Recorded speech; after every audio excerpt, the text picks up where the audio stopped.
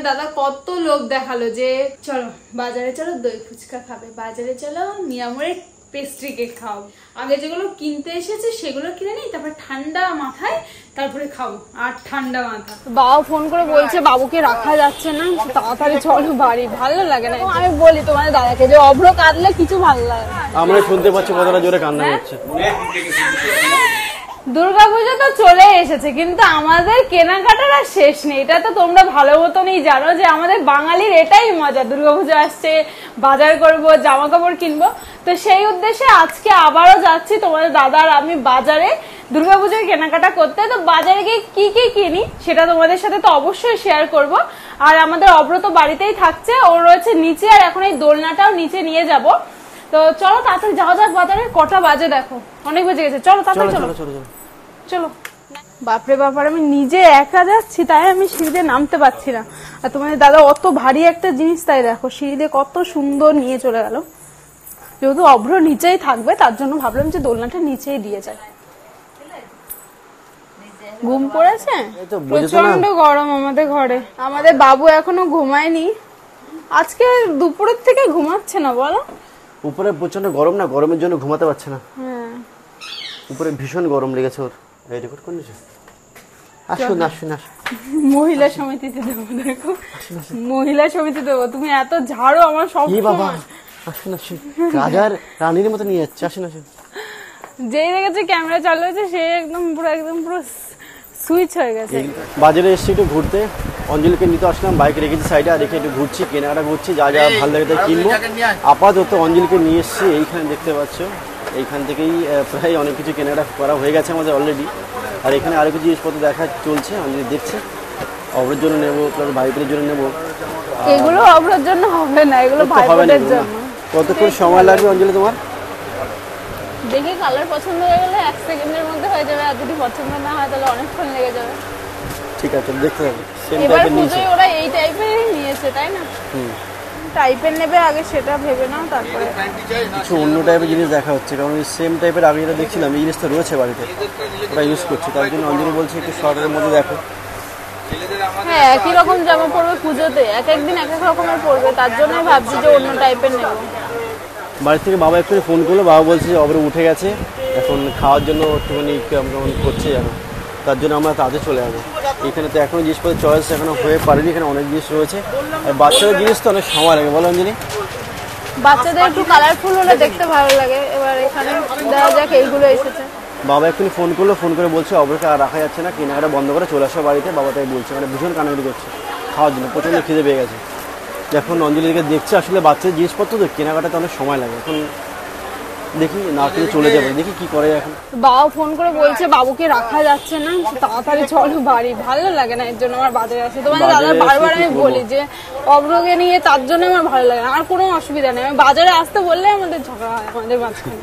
কি করবে, এখন ছোট মানুষ তো, কান্নাকাটি করলে আমাদের ভালো লাগে। বাইরের কোনো কিছুই খাই না এখন, শুধুমাত্র আমার উপর নির্ভরশীল। আর এখন যদি আমার এরকম বারবার আসতে হয় বলো, তাহলে চলো চলো তাহলে আগে এখন চলে যাচ্ছি বাড়িতে। বাড়ি থেকে আজকে হয়তো আর আসা হবে না, এখন রাতে 9টার বেশি বাজে। কিছুই কিনতে হবে না, চলো তুমি কালকে আসবে। কালকে পুজো দেখতে হবে না, পুজোর কিছু কিনতেও হবে না।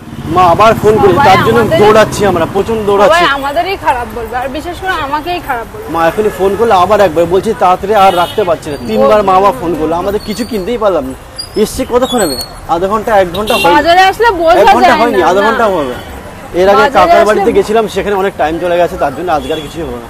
আমার সত্যি কথা বলতে কিছুই ভালো লাগছে না। আমার এরকম আমি বলি তোমাদের দাদাকে যে অভ্র কাঁদলে কিছু ভালো লাগে না। কান্না শুরু করে, কতটা জোরে কান্না করছে আমরা এখানে শুনতে পাচ্ছি। এই তো বাবা, আমরা শুনতে পাচ্ছি কতটা জোরে কান্না করছে। আচ্ছা আচ্ছা আচ্ছা, বাড়িতে আসলাম, বাড়িতে এসে তো মাথা খারাপ হয়ে গেছিল। ভিডিও থাক পরে মানে ফোনটা এখানে রেখে দিয়ে ওকে দেখছিলাম যে ও এত জোরে কেন চিল্লাচ্ছে, মাথায় কাজ করছিল না। বাবা মাও পাগল হয়ে গেছে, আমরা ওর কান্না শুনে আমরা দুজনেও পাগল হয়ে গেছি। তারপরে অনেকক্ষণ পরে ও এখন শান্ত হলো, একটু খাইয়েও দিলাম। আর মেন কথা, এত জোরে খিদে লাগলে কানবে না, হয়তো কানের ভিতরে পিঁপড়ে গেছিল। বাবা যেটা বললো লাইট মেরে অনেকক্ষণ ধরে রেখেছে, তার জন্য হয়তো বেরিয়ে গেছে। আমরা পিঁপড়ে দেখিনি, কিন্তু আমরা ভাবছি যে পিঁপড়ে না গেলে এত জোরে কাঁদবে না। আর দেখি কি পিঠে একটা পিঁপড়ে কামড়ে ধরে রেখে দিয়েছে। কানে একদিন পিঁপড়ে গিয়েছিল রাতের বেলা, সেই দিন ভীষণ জোরে কান্না করেছিল, আজকেও তেমনটাই কান্না করেছে। তো আমাদের মনে হচ্ছে যে পিঁপড়ে কানে গেছে, তার জন্য দোকানে কি জামা কাপড় সব খুললাম, অনেকগুলো রেখে চলে আসলাম। খারাপ লাগছে, কিছু করার নেই, তো চলে আসতে হলো। তো আবার একদিন যাবো, তাই না? এবার একটু ঘুমাবে মনে হয়, তার জন্য কান্না করছে।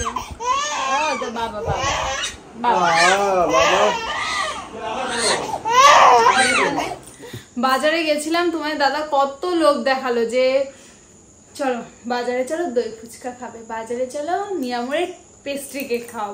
আমার এগুলো খেতে খুবই ভালো লাগে, বাট তখন একটু ভালো লাগছে না যখন শুনলাম যে বাবু কান্না করছে। তার আগে যাওয়ার সময় ভাবছি কি আগে যেগুলো কিনতে এসেছে সেগুলো কিনে নিই, তারপর ঠান্ডা মাথায় তারপরে খাবো। আর ঠান্ডা মাথা, যাই হোক বাবু এখন নিচে রয়েছে, এখন আমরা ও শান্ত হয়ে গেছে, একদম পুরো ঘুম পড়বে। এখন আমি ড্রেস ট্রেস ছেড়ে নেবো, ফ্রেশ হবো, তারপরে এখন রাতে খাওয়া দাওয়া করবো। এখন বাজে 10টা 10।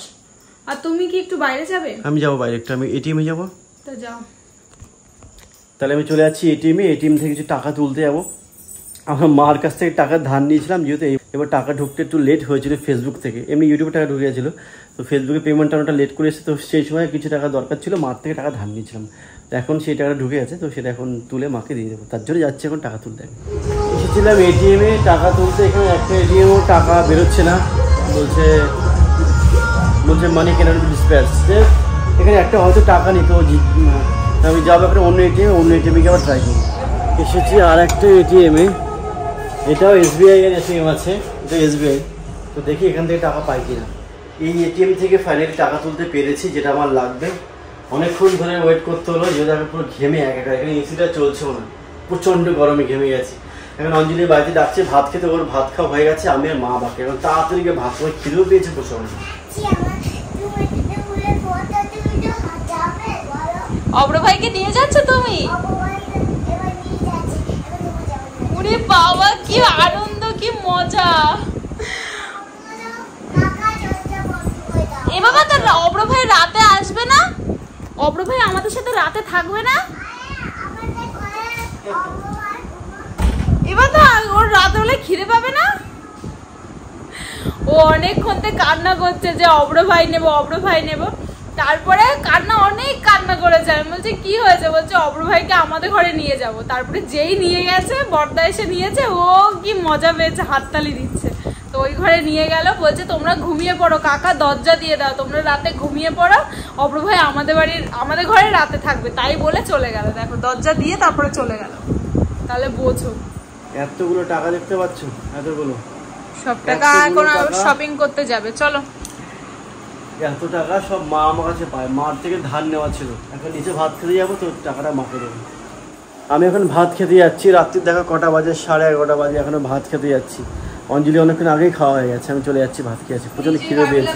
ওরকমই হয়, সে 11টা কেন 1টাও বাজতে পারে। তুমি যদি না খাও তাহলে তো কেউ কারোর তো আর না, গেছিলাম তো কাজে, তুমি তো রিল্যাক্সে বাড়ি ছিলে, তাও এরকম করছো। এরকম একসময় বাড়ি থেকে থাকো, দেখে তুমি বুঝতে পারবা তখন কেমন লাগে। আচ্ছা ভাই ঠিক আছে, রাতে ঝগড়া পরে করবো। তুমি একটা কাজ করো, বাবুকে নিয়ে আসো, নিয়ে এসে শুয়ে পড়ো, আমি ভাত খেয়ে আসছি।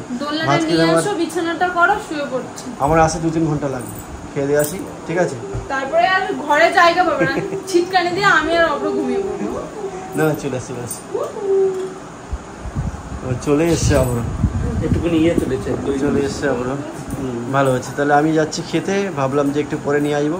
দেখো কি অবস্থাটা এখানটা, ইস কি বাজে ভাবে পিঁপড়ে গুলো কামড়েছে।